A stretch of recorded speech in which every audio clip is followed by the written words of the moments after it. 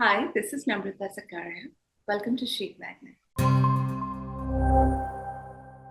Salman Rushdie breathes life into the forgotten goddess Pampa Devi in his last novel, Victory City, which was published in 2023. Rushdie's Pampa is a woman who is reborn after her mother walks into the embers of Sati. She prays to live forever, and she is granted a life of 247 years. In these years, she will build and rule over the most beautiful city in the world. It's called Visnagar or Victory City. Pampa is another name for Parvati. She's hoping to entice the meditating Shiva into matrimony. It's also the ancient name of the Tungabhadra river and from where Hampi gets its name.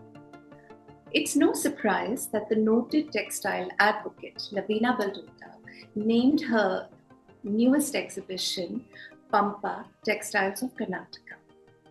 She installed it at the 17th century stone-lined Mandapa exhibition bazaar. I mean, this site is just magnificent. It's just mounds and mounds of old stones which turn into little rooms and roofs, and it's breathtaking. It's also a UNESCO World Heritage Site. Just a few feet away from the exhibition center is the revered Virupaksha temple, which has a small little home in its compound for Pampa Devi. Lavina has curated this exhibition along with Pragati Thakur, Mayank Mansingh Kaul, Nupur Saxena, and Priya Saxena. It is opportune that it arrives in the week that celebrates women the world over, the first week of March, of course. The textiles of Karnataka are, even though they're largely woven by men, they are nothing if not an homage to the working girls of the field. They are humble, hand-woven cotton, simple and thin borders that seek no attention to themselves. They only stand out because of the vivid natural dyed colors. They are madder reds, they are turmeric yellows, vegetal greens, and nilambari navies that obviously come from the indigo plant. Decoration comes from geometric squares or stripes which are woven or patterned into the cloth. The hero of Karnataka is the Ilkal sari of the Bagalkot region. This is an ancient 8th century weaving technique that uses cotton in the body of the sari and silk in the pallu. Then there's also something called the khan, which I'm going to show you. This is a new discovery for me. It's a shiny geometric grid style fabric, and it is woven especially to make sari blouses. Lavina says that both the Ilkal and the Khan are ancient weaving techniques, and they date back to the Chalukya dynasty.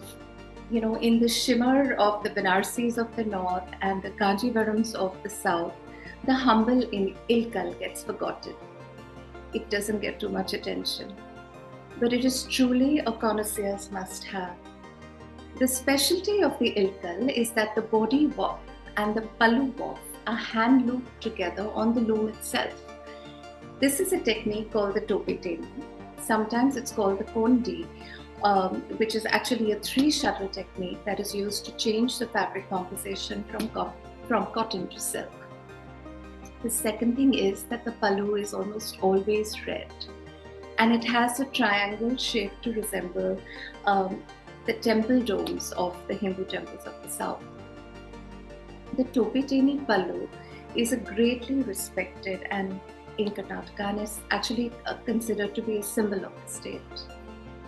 There are traditional borders like the Chiki, Gomi, Jari, Gadi Dadi, and the very modern Gayatri. There's a local weaver, and he's actually a local legend, called Ramesh Ayodi, who has come to visit us at the Kishkinda Trust NGO in nearby Anegundi.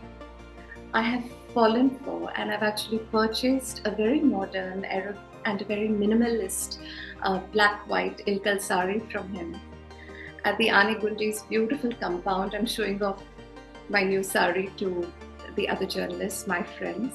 And there's a lady artisan just pottering about a loom, actually a spinning wheel in the compound, and she tells me that she made the sari. I tell her she's mistaken because I bought it from Ramesh just 10 minutes ago. And in her very sweet broken English, she says, "We husband-wife," indicating that they made the sari together. You know, in much of India, the weaver is the man.